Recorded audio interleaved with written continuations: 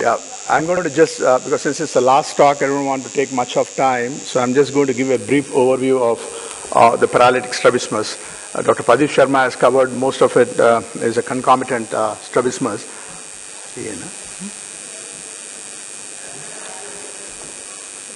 Yeah, so as you all know, the paralytic strabismus, it's a paralysis of an extraocular muscles, and that puts your loss of ocular motility in total disarray. Now, whenever there's a paralysis of an extraocular muscle, your Sherrington's law and Herring's law go unbalanced. And as a result of which, you'll end up with incompetence or concomitance, what we call. That means to say that the angle of deviation is different in different positions of the gaze. And then here again, when you measure the angle of deviation with the prism bar cover test, if you're fixing with the paralyzed eye, if the fixing eye is the paralytic eye, you'll get a secondary angle of deviation which is much more than the primary angle of deviation. Primary angle of deviation is the deviation which is measured with the fixing with the good eye. Now, what are the development of muscle sequelae which happens with the paralysis of an extraocular muscles? Now, whenever there's an agonist underaction, let's say if we'll take an example of a superior oblique muscle. If the superior oblique muscle gets paralyzed or is weak, then its ipsilateral antagonist goes unchecked. Now, what happens is in each eye, each muscle is checked by its antagonist, as a result of which the eyes move synchronously, and with the Herring's law and then the Sherrington's law being in place, the eyes move synchronously and the object of regard is kept on the fovea so that we will see with binocular single vision and we do not have double vision. Now, once the ipsilateral antagonist overacts, like the inferior oblique overacts, and then the second thing which happens is the contralateral synergist overacts. That means the contralateral is, if the superior oblique is weaker, its contralateral yoke muscle, the inferior rectus, starts overacting. And that's the Herring's law which goes into disarray. And so that you get a larger deviation to the field of action of superior oblique muscle. And then again, another thing which happens is over a longer period of time, if the things stay like that without any recovery, now the contralateral antagonist, what we call as the contralateral antagonist of the superior oblique on the ipsilateral side is this left superior rectus. Now, because of the inferior rectus overacting because of a weak superior oblique here, the antagonist of inferior rectus on the other side is superior rectus. It starts underacting apparently. This is called as the inhibitional palsy of Chevasset. Now, this tends to, sometimes give a false diagnosis of a superior rectus palsy on the other side, whereas to start with, it would have been a superior oblique weakness on the right side. Now, once the symmetry develops between both eyes in a longer duration, and then there's no secondary deviation as such. Now, in cases where there is spontaneous recovery, there's no spread of comitance. And then in bilateral paralysis, generally they look symmetric with no incompetence, even in the early stages. Now, what are the sensory sequelae which you develop because of paralysis of an extraocular muscle? Now, what happens is because of because of the paralysis of an extraocular muscle, you tend to develop a deviation which is different in different positions, as a result of which the object of regard is off the fovea, and then you'll have double vision. Or it may start as confusion in the initial stage, and then a full-blown double vision would be there, a diplopia. And then that's in adults. Whereas in children are blessed with a phenomenon called as a suppression phenomenon to get out of the problem. The brain, the cortical system tends to suppress this problem. Instead of correcting it, it cannot correct it, suppresses. That's called a suppression. And suppression, takes away the double vision being a problem in children. But suppression in children is again, the ill effects of suppression, as you all know, is amblyopia and then loss of binocular single vision irreversibly if the suppression stays like that for a longer period of time. Whereas in adults, we are not bestowed with suppression phenomenon because our cortical system has matured, and as a result of which we have to live with double vision if the problem doesn't get corrected on its own, or we have to get it corrected by either by surgical modality or by non-surgical modalities to correct the double vision. Now, what are the motor sequelae? Now, these are the sensory sequelae. The motor sequelae are otherwise called as motor adaptations or head postures. Whenever you have a superior oblique weakness on the right side, you have a vertical misalignment of the eyes, and to get out of that misalignment, the brain tends to adapt it, and that's called as a motor adaptation, where you develop a head tilt to the opposite side to balance the retinal meridians and to get rid of the double vision. And if you have a sixth nerve palsy, whereas the lateral rectus is paralyzed, the ipsilateral antagonist, the medial rectus, goes unchecked, and you get esotropia. So you have esotropia in the primary position, You have esotropia more when you look into the right gaze because of right lateral rectus weakness, but when you look into the left gaze, your eyes are orthotropic. So you tend to adopt a head posture where your eyes are into the field of least field of misalignment. So as a result of which you will get out of the double vision. Those are the motor sequelae, what you get it. Now coming to the etiology itself, broadly, if you look at the chart here, now in the age group wise, you can actually differentiate. Generally in children, it's either a viral infection or a trauma or a post-vaccination, or sometimes it could be a raised pressure in the brain, a benign intracranial hypertension, or it could be a intracranial hypertension because of a mass effect in the brain. Now, the common ones are the viral infections, which are benign ones, and then most commonly you'll see benign sixth nerve palsy, sudden onset of esotropia, which tends to recover over a period of time. But however, you need to examine the child in toto and to rule out a papilledema in a child with an esotropia and a lateral rectus palsy. Now, in adults young adults between the age of 16 to 40 years, the most common ones are the demyelinating diseases, and then mass lesions, of course, are also a common cause which needs to be ruled out, and then you need to investigate them if they are not in the vasculopathic age group. Now, the vasculopathic age group are people who are above 40 years of age, generally who have diabetes mellitus, or you have hypertension, or cardiovascular diseases, or lipid or cholesterols being high. Generally, the ischemic cause is the most common in older people. The ischemic cause, or ischemic mononeuropathy, what we call as, because of a transient ischemia to the cranial nerve, you tend to get a palsy of that nerve or a paresis of that nerve, and you get double vision. And sometimes, temporal arteritis, like a giant cell arteritis, what was earlier shown in vascular occlusions, sometimes can give rise to a cranial nerve palsy. Now, if you look at the picture here, this is a case of a left third nerve palsy here, and you can see that the left eye is not going up here, and then as when he looks into the adduction, there is a widening of the palpebral fissure, and when he looks a little down gaze into the down, there's an improvement of the ptosis. Sometimes you'll get these palpebral fissure changes because of aberrant regeneration, as a result of which you can take this into account when you're actually treating them, and sometimes they may not require any ptosis surgery if there's ptosis gets away and then the eye adducts, and when you resect the medial rectus, sometimes the ptosis improves. Now, coming to the paralytic strabismus, how do you go about workup? Okay. And then first and foremost thing is the trauma has to be ruled out, and subsequently ask the history, and then the various causes which I've told you earlier in children, especially a viral infection or post-vaccination and things like that. And then look at the head postures. Before even we examine the child or an adult who is sitting across you, generally they may not tell you about the head tilt, but they'll be tilting their heads or putting the face turned towards one side or tilting the head towards the other side, and then that tells you that this patient has a problem, and that's because he's trying to get out of the double vision. And then you do the ocular motility evaluation as been shown by Dr. Pradeep Sharma, and then you can also do a diplopia charting and other studies which are really required. Now, sometimes in obvious limitations, a person having no limitation of abduction, a -4, from the center, if the eye is in the middle and is not even moving beyond the midline, it's around close to -4 limitation. Or if it just goes beyond the midline, it's around -3. And if the eye is esotropic and not even coming into the midline, then it's -5 limitation of abduction. So when you have a gross abduction limitation like that, you don't really require anything else. You know that pretty much this is probably unless proved otherwise, it's a sixth nerve palsy or a lateral rectus limitation because of a weak muscle.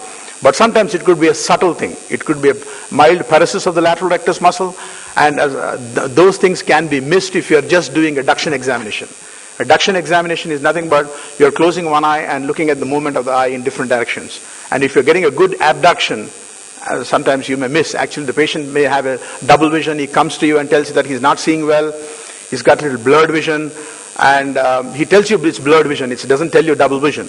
And he's not really adapting a head posture because the underaction of the muscle is minimum or very mild, transient. So when you check the vision and everything is normal, and then you just tell him that things are fine, and then he goes to somebody else and he diagnoses a mild sixth nerve paresis onset. So what is the key thing here is to do a version examination. A version is a binocular examination, binocular testing of the eye movements. On version examination, when the eye goes into the field of affected muscle, lateral rectus, do a cross cover test on alternate cover test. When you do an alternate cover test, you will elicit an esotropia, a small esotropia. A micro esotropia here, little bit more esotropia here, but no eso here, but ductions are pretty good. Now these are cases of mild paresis. Okay, this can be missed if you do not do a version examination, a good version examination, or a cross cover test or an alternate cover test on version examinations. Now, other key things which you need to look at in a paralyzed muscle would be a saccadic velocity, and this is again a common question which is asked in your exams. Saccadic velocity or a floating saccade, which is a hallmark of a paralyzed muscle.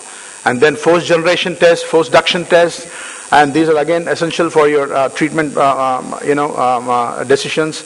And then looking at the aberrant regeneration test, and then double Maddox rod test for a torsional problem, especially with the superior oblique or a fourth nerve palsy.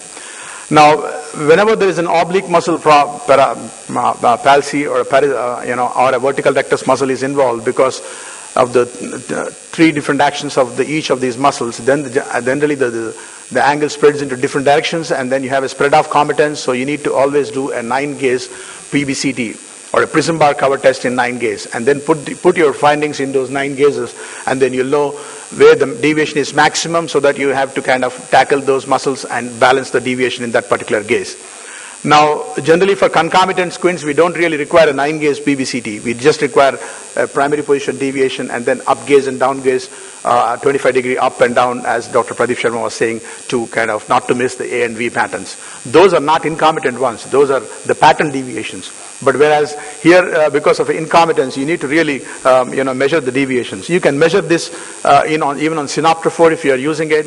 You can measure the torsion on synoptophore too, but if you're not using synoptophore, you're not doing anything wrong as such. Okay, you can do a prism bar cover test, and a good prism bar cover test in free space is ideal actually, in fact. Okay, and whereas a synoptophore has sometimes built-in proximal convergence, which is difficult to take away. Now, if you look at this cartoon here, it shows left medial rectus under action here. Now, whenever the patient looks into the side of the medial rectus, you'll get a saccade, which is a floating saccade. It's not a brisk saccade. It's just eye just floats like this. It's a slow drift, a float, and that's a characteristic of a palsied muscle. Now, how do you differentiate whether it's a weak medial rectus or it's a tight lateral rectus, which is not allowing the eye to move into the field of action of medial rectus? Just by looking at the eye movements. So, in a paralyzed muscle, you get a slow saccade or a floating saccade. Whereas if it's a restrictive problem where a lateral rectus is tight and holding the eye and is not allowing the eye to move into adduction, you'll get a brisk movement and it stops. It doesn't go into full adduction. So this is how you should differentiate when you're checking the ocular motility and answer accordingly. But however, you can always check on the in office if you do a force duction test to rule out a restrictive strabismus versus a paralytic strabismus. But however, sometimes it can be fallacious because of a long-standing paralytic squint can have a contracture of the antagonist muscle, and as a result of which your FDT might be positive in the late cases, which is where unresolved paralytic muscle. Now, this is fourth generation test. This is crucial. Again, this is crucial to know whether there's any power in the muscle. Okay. Now, if there is no power in the muscle and you try to strengthen that muscle in your treatment, your surgery will fail totally, and you would have lost the opportunity to get the eye straightened, at least in the primary position, if your fourth generation test was not done properly, and your first surgery is the golden surgery in these non-recovered paralytic cases. So let's say in this cartoon, if you see that you're testing for the abduction in the left eye, you hold the limbus with the forceps there, and then you can put a paracane or put a Johnson bird dipped in paracane and put it at the temporal limbus there. Hold it with the forceps, tooth forceps, gently, and pull the eye a little into abduction. Pull the eye a little into adduction. So you're going to test into abduction. So you hold the eye in adduction and ask the patient to move into abduction.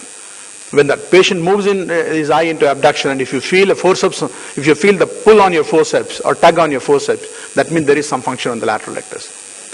If there's no pull on your forceps or no tug on your forceps and you don't feel it at all, that means the patient is not even there's no movement at all. That means it's dead lateral rectus. Now, if there's a dead lateral rectus and you try to resect the lateral rectus muscle and do a recession of the ipsilateral antagonist on the same side, your surgery will fail. And you would have lost the opportunity there to do another surgery on this patient because of anterior segment ischemia, because the most important thing here would be to transpose the vertical recti here, to get a good abduction and also to take care of the primary position deviation. So your surgery will fail, and eventually that's a poor planning. Okay. Now, coming to the force duction test. Now, force duction test is again essential to rule out any restrictive problems. Now, the restriction could be because of the antagonist muscle getting contractured because of a long-standing, strabismus or a paralyzed muscle. And let's say if the sixth nerve is paralyzed, the lateral rectus is zero function, and the medial rectus overtakes it. It's all the time. It's functioning. It's not even relaxing. All the time the eye is pulled inside, and over a period of time, it undergoes contracture, and as a result, it causes problem. And then your FDT becomes positive. And sometimes the tissues around the medial rectus on the conjunctiva on the medial side sometimes can undergo shrinkage and give rise to a positive force duction test. Now, certain things which you should never do, or there are errors in doing a force duction test. A good patient cooperation is absolutely essential, and then you need to have a good forceps, and then good amount of topical anesthesia into the eye, and you can do an in-office procedure. Now, in force ductions, what we are doing is basically you're testing for the recti muscles. This is not like a traction test for the oblique muscles. For oblique muscles, you do a traction test. For force duction test is usually is basically for the recti muscles. So when you're doing it, do not retropulse the globe. If you're holding the eye at 6 o'clock and 9 o'clock position, and you're testing for the movements of the up, you're elevating the eye into elevation and depressing it, don't retropulse it. If you push the eye into the orbit, retropulse it, you're going to put the oblique muscles on stretch, and the vertical recti will be loose. If you see on the photograph here, this is how it looks. If you retropulse the globe, if you push the globe into the orbit, you see all the recti muscles have become slack, whereas the oblique muscles become taut. So when you're doing a traction test for oblique muscle, you're going to retropulse it, as opposed to force duction test where you're going to proptose the globe little up.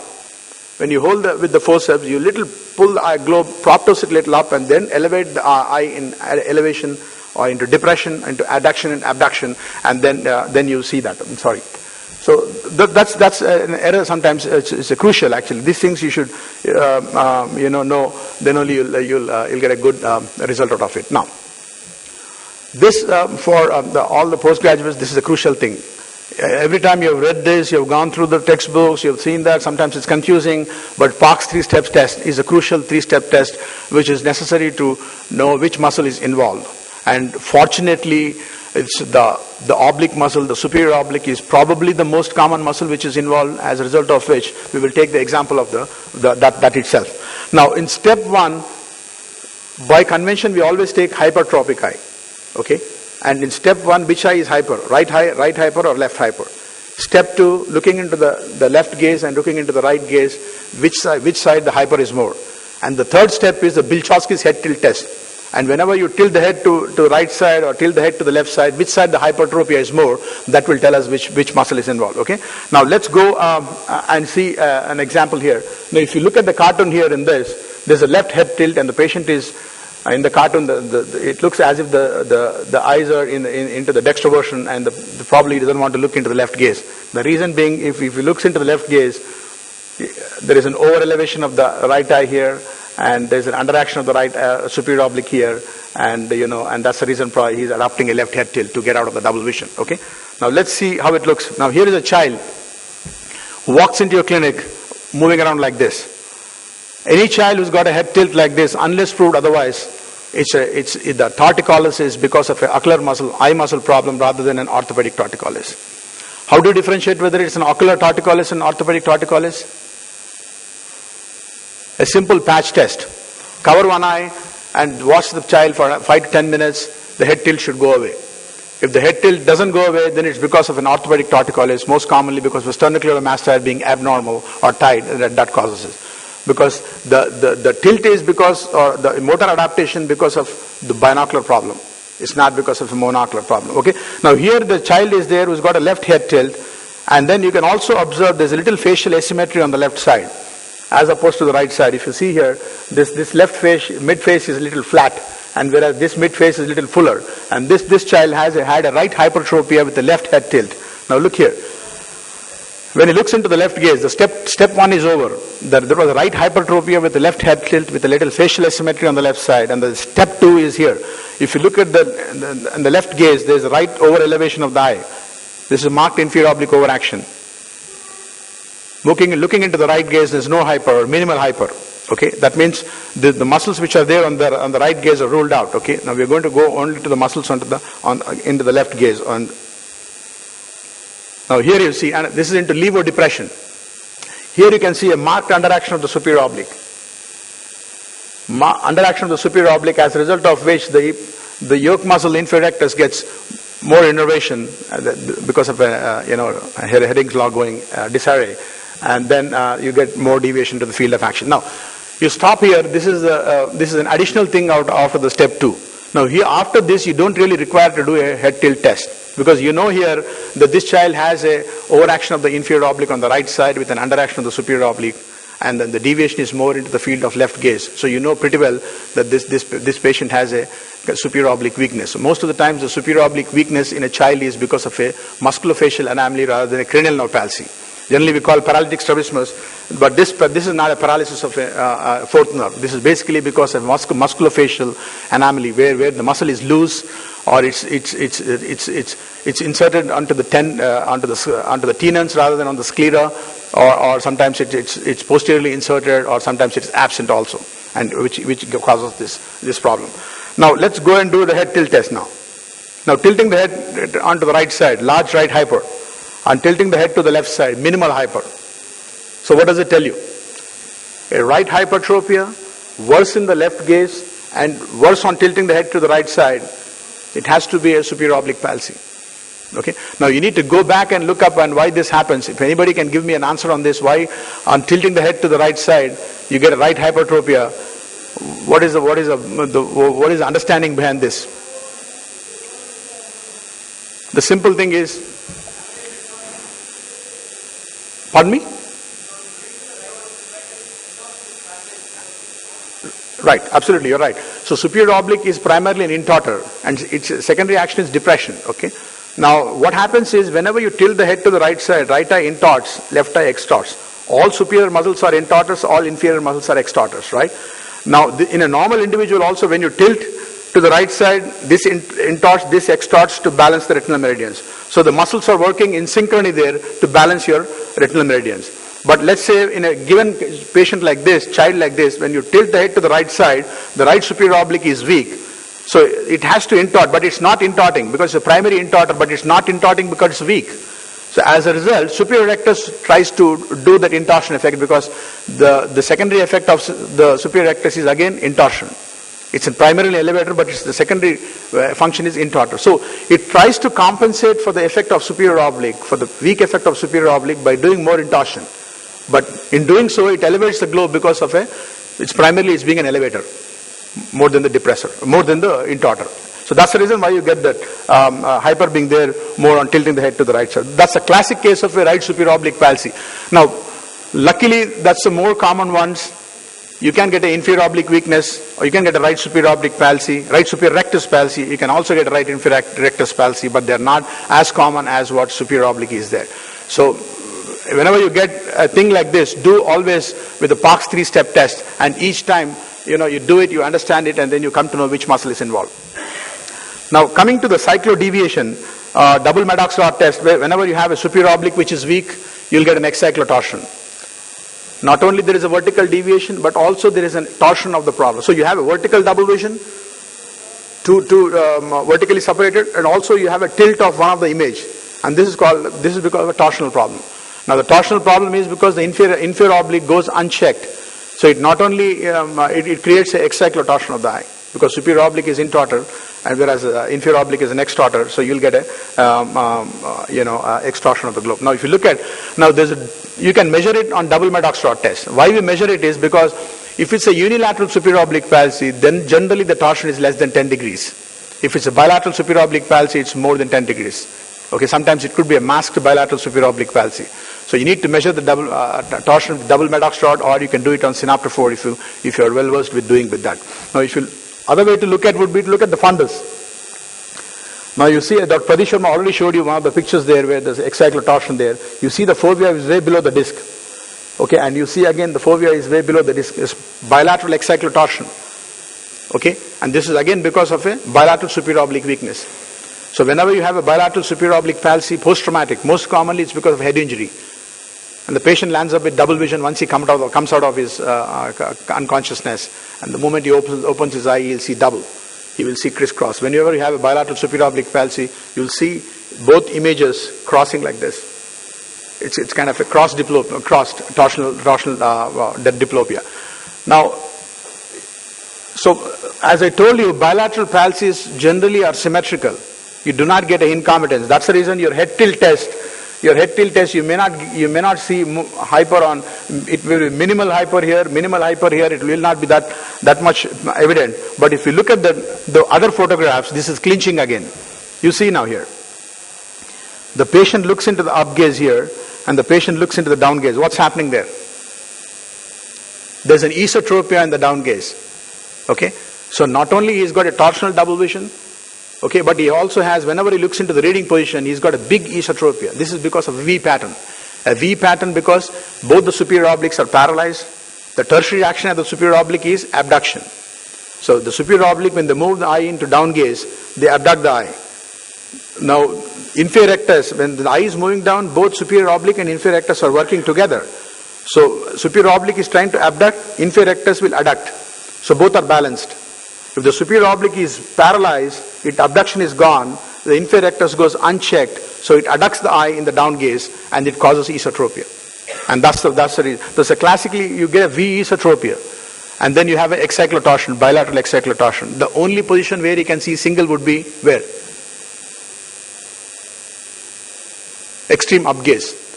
Extreme up gaze you will see single. So these patients, they will put their chin like this. They will adopt chin like this and walking around with the eyes in the up gaze seeing single. The moment they come into the primary position, they'll have torsion problem. And then they go into the down gaze, they'll have esotropia. And then they go into the side gaze, they'll have little hypertropia and then torsional double vision. Okay, so that's the whole ball game about fourth nerve palsy. The most common cause for fourth nerve palsy is trauma, closed head trauma. And then the secondary causes again are the vasculopathic causes, as I told you. And then and in children, it's more commonly because of musculofacial anomalies now. Now coming to the management of paralytic strabismus itself, you need to wait and watch. How long are you going to watch? The classic teaching goes is 4 months to 6 months is for the general for neural recovery. So most of them spontaneously improve. The post-viral illnesses tend to improve faster. Ischemic mononeuropathies tend to improve faster. Some post-traumatic ones may not improve as much as you expect them to, and they may land up with residual deviation for which a surgery may be required. Okay, and then so the key thing is to watch them until 6 months of age. Or demyelinating causes. Demyelinating cause means there's no history of trauma, no history of illness, no vasculopathic cause, sudden onset of a fourth nerve palsy or sudden onset of a sixth nerve palsy. You need to image them. Okay, and this is not like over investigating on them, but there's no real cause. So generally, I would image them and to see if anything else which we are missing up. Either it could be a demyelinating thing or it could be a mass effect in the brain which is causing the problem. Okay. Now, as I told you, the management-wise itself, the brain tends to adapt by doing a compensatory head posture. Sometimes if it's a very small angle deviation, the patient doesn't want to put a head posture, adapt a head posture, you can give him prisms into glass, or you can give Fresnel prisms. If you don't want to degrade his vision, you can stick on the paper prisms onto the glass and make his vision, give him binocular single vision in the straight position and in the down gaze, because these are the two most important positions for you in your day-to-day life. Okay. And then sometimes, occlusion, where you can have to occlude one eye because of a disconcerting double vision, where you can give a ground glass to one of the eye in the glasses, and then you can do that. Now, that's basically the prisms which are required for small angle strabismus or microvascular small angle strabismus of microvascular etiology, or a partially recovered ones, which people, if it's a small angle ones. Now look at this page, this photograph here. A complete ptosis there. And there's no limitation of movement. It's a complete ophthalmoplegia, in fact, actually. And it's got a third nerve palsy also. And there's an abduction, even abduction is gone here. Okay, and it's a third nerve and a sixth nerve both together involved in this. Okay. Now, generally in a third nerve palsy, with a pupillar involvement third nerve palsy, you need to image them to rule out the convention teaching goes that whenever there's a third nerve palsy which pupil is getting involved, it's usually because of the mass effect. Okay. Whereas the ischemic ones, the pupil is spared because of the vascularity being spared there. Okay, that's how it is. Now, in a third nerve palsy, the problem with the third nerve palsy, you cannot adapt a head posture is because of the various muscles which are involved. Third nerve supplies the medial rectus, the inferior oblique, and the superior rectus. The only things which are left over is lateral rectus and the superior oblique. But the problem here in a third nerve palsy is, if you want to adopt a head posture, putting the eye into the lateral rectus, you also have little hypertropia of the eye. The hypertropia is because of the superior oblique functioning. Okay, that causes problems. So it's an eccentric position. You have to put a head posture to get out of the double vision, and these are difficult ones to treat if they don't recover. The goal in treating any paralytic strabismus is to enhance the field of binocular single vision. The window of binocular single vision, you need to increase it. Okay, you may not achieve full movement of the eye, as opposed to in concomitant squint. In concomitant squint, you cure the squint. You align the eyes, but do not cause any limitation of movements in concomitant squints. If you cause limitation of movement by doing an excessive surgery, you are going to create an incompetence there, which is not a good trade-off to get a good end result in the primary position. But whereas in a paralytic squint, you may still have a limitation of movement, but the goal is to get the eye into the center, so that he's single in the center, and he's got good amount of field of vision on either side, and also good in a reading position. That's the goal. Sometimes you may not achieve a good motility in them, but that's fine. That's a trade-off which you have to give it away at that time. Now the spade pupil ones are usually the microvascular thing because of the other. I told you the etiology. Now you see here, we have seen cases where we have reported about few cases with sudden onset of a third nerve palsy in an elderly lady. What I showed you, that photograph where there was an ophthalmoplegia because of third and sixth nerve getting involved. In that kind of situation, you need to definitely image. Even in a unilateral cranial nerve palsies, sometimes if it's not really fitting into the classic category, I generally tend to image them and see. Okay, and here you see an aneurysm there in the internal carotid artery. You can see the IC aneurysm here in the cavernous sinus and causing a third nerve palsy. And sometimes we had patients having sixth nerve palsy isolated with the IC aneurysm. Sometimes a mix of third and sixth nerve paralysis, and sometimes a partial third nerve in IC aneurysm cases. So we reported some of them, and we presented it as a poster there. So what I'm telling you is basically you need to look at the picture and see clinically how it is, whether there is any more than one nerve involvement is there, whether there is an asymmetry to the nerve involvement, whether it's going by the rule or sometimes it doesn't really fit into a single category, and then there are no real risk factors, then you need to image them. And don't go back and, they're looking at the cost factor and all those things. Sometimes you might miss these, and that would be catastrophic if you miss this, and somebody else diagnoses this, and then they tells that, you have a problem in the brain which is causing it, and you haven't been treated for that for so long. So then you become a big, stumbling problem there for you, okay? Now the treatment was, as I told you, the goal is to get the eye into the center. There are various procedures for third nerve paralysis. Okay, so you can look up into the textbook there. It's a difficult problem to create it, but you can achieve to great extent to get the eye into the center. Now sixth nerve palsy, again the causes are the same as the key thing for sixth nerve in a child is look for any papilledema. We have seen patients with unilateral sixth nerve palsy. Having papilledema in both eyes in a child, and there's a benign intracranial hypertension, and it's not uncommon. Benign intracranial hypertension is seen in older people, in adult female subjects about 50 years or 40 years of age. But we have seen in children presenting like sixth nerve palsy, one eye sometimes. Sudden onset of esotropia. Sudden onset of esotropia with the head posture like this, and then if you miss it. If the papilledema is missed, then it's a problem. Okay, so you complete eye examination, look for papilledema. If papilledema is there, go ahead and do an MRI. When you're doing an MRI, do an MR venography also to rule out if there is any cortical sinus venous thrombosis is there. Sometimes there could be a cortical venous sinus thrombosis or narrowing of some of the sinuses, the transverse sinuses and things like that, which causes raised benign intracranial hypertension. That causes a bilateral sixth nerve weakness and a esotropia.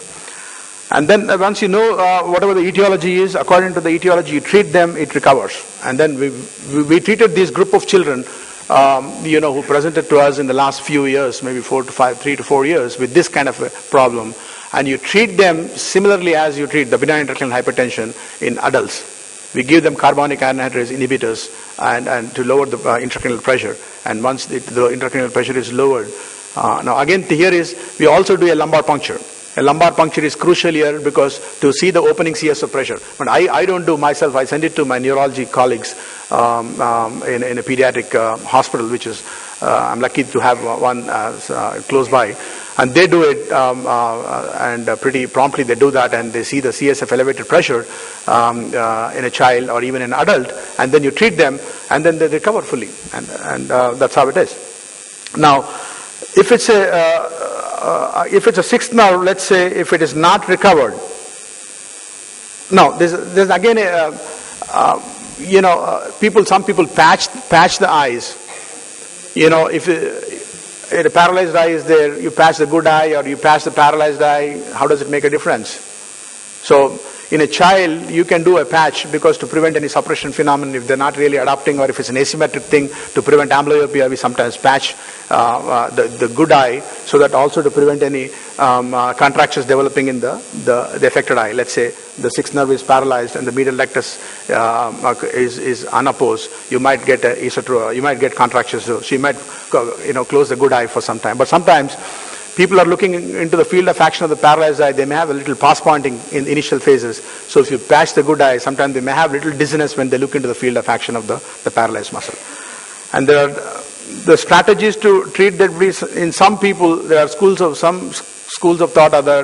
Some people give botulinum toxin to the medial rectus in the initial phases to prevent contractures, but some don't. But if you're doing that, well and good. You're paralyzing the medial rectus by giving a botulinum toxin, and then they might become orthotropic immediately, or they might go into exotropia in the initial post-injection phase. Now, the botulinum is given sometimes on the table. Now, the treatment for the sixth nerve palsy would be, if there is a zero function of the lateral rectus, then there's no indication to strengthen the muscle. You have to do a vertical transposition. Both the vertical recti are transposed to the lateral rectus by whatever procedure, a full tendon transposition, along with a Scott suture modification on that, depending on what it is. And if the ipsilateral medial rectus is tight, you could weaken the ipsilateral medial rectus. If it's a 3-muscle surgery, you're worried about anterior segment ischemia. But if you're worried about that, then you can do a vertical muscle transposition and give botulinum toxin to the medial rectus on the table, so that to get a good desired result. So that's the treatment aspect of sixth nerve palsy as such. If you look at this here, there's a left sixth nerve palsy there, and then esotropic in the primary position, and then we did a transposition surgery on him. You're getting a good abduction, but it's not nearly as good as what you would require. But he's good. He's good in the primary position, and his binocular field of vision is enlarged, and he has double vision when he looks into the left gaze, and he's got no head posture in the primary position. So that's an okay enough trade-off for getting into the alignment. Okay. So I think we have overstretched a lot now. I'm thankful for your patient hearing, and I don't think so anybody I'll ask any question, but if anybody wants to ask any question, we can always feel free to ask.